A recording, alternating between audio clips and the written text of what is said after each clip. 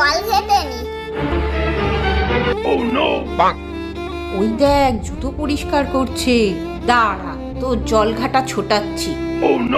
বাবান, এনে এই জুতোটাও পরিষ্কার কর। ঠিক আছে মা।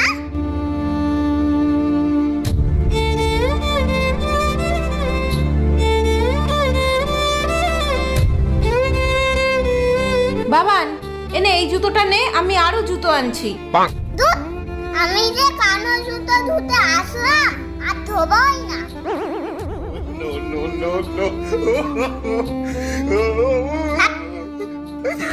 Please subscribe Smith's Creation.